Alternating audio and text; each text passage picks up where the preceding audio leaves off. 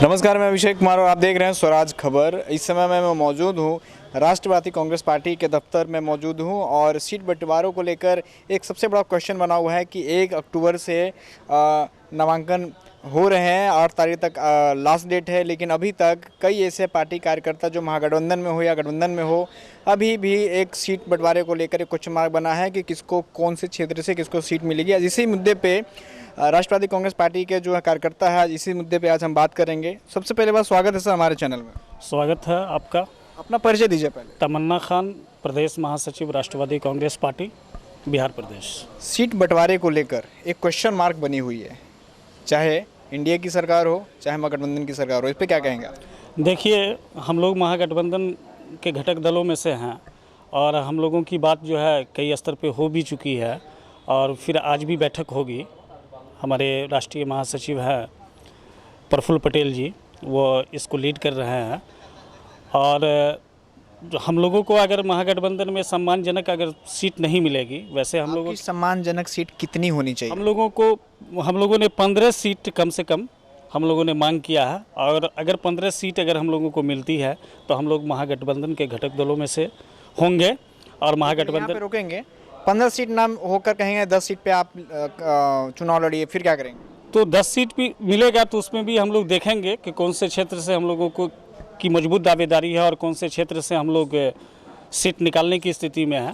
तो समझौता हो सकता है क्योंकि एनडीए जो है इस बिहार में एनडीए की सरकार है, सुशासन की सरकार है और जनता बहुत ही दुखी है क्योंकि चाहे वो कोरोना हो, आपदा हो, किसी भी तरीक़ा से का जो मैटर हो, उन सारे मैटरों में ये सरकार विफल है। न रोज़गार है, न जो है क्या कहते हैं कि भ्रष्टाचार यहाँ बढ़ गया है, रोज़गार की व्यवस्था नहीं है, विकास भी नहीं हुआ है। केवल जो भी कुछ है ये सरकार जो है केवल हवाई की सरकार है। मैं एक चीज़ और कहूँगा सर, प्रत्येक विधानसभा चुनाव या लोकसभा चुनाव में रोज़गार की बात आती है, किसान की बात आती है, मजदूरों की बात आती है, लेकिन प्रत्येक चुनाव में यही बात क्यों आती है? कहीं ना कहीं इसका मतलब जो भी रोज़गारी ख़त्म नहीं होती है, किसानों की आय दोगुनी ख़त्म नहीं होती है, ठीक है, या फिर तमाम चीज़ें प्रत्येक वर्ष में यही मुद्दा क्यों आती है? क्योंकि इसका मतलब इस मुद्दे पे लोग काम नहीं करते हैं। देखिए, जनता से तो इसी मुद्दे पर जो है ना वोट लिया जाता है और जनता इसी मुद्दे पर वोट दे करके सरकार को चुनती है, लेकिन सरकार वहाँ पर जब जाती है, सुशासन बाबू जैसी सरकार हो जाती है, तो फिर जनता को भूल जाते हैं। जनता पर कोई ध्यान नहीं होता है, जनता बेरोजगार मर रहा है, बहुआ रहा है, विकास नहीं हो रहा है। केवल यहाँ पर जो ना हवाई की सरकार है और जनता को लूटने और ठगने का काम करते हैं। अभी एक कार्यकर्ता है, अपने क्षेत्र में घूमते होंगे, क्या कुछ अपडेट वहाँ जनता से आपको मिल रही है? जनता इस बार जो है एनडीए की सरकार को सबक सिखाने के मूड में है, पूरी तरीक़ा से एनडीए को सबक सिखाने के मूड में है। जनता एनडीए को स्वीकार नहीं कर रही है।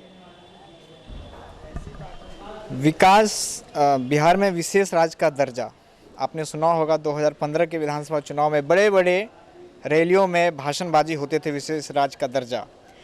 उस टाइम लोग कहते थे कि हमारी केंद्र में सरकार नहीं है, लेकिन आज उनकी भी सरकार केंद्र में है और राज्य में भी उनकी सरकार है, फिर भी बिहार में विशेष राज्य का दर्जा नहीं मिला। एक बहुत बड़ा सवाल है सर। देखिए, विशेष राज्य का दर्जा जो है, सुशासन बाबू जो है विशेष राज्य की दर्जा की मांग करके और जनता के बीच गए थे कि हम विशेष राज्य का दर्जा दिलाएंगे, और जब जनता ने उनको अपार समर्थन दे करके और सरकार की गद्दी पर बैठाया, उसके बाद जो है उन्होंने फिर एक बार आरोप लगाया था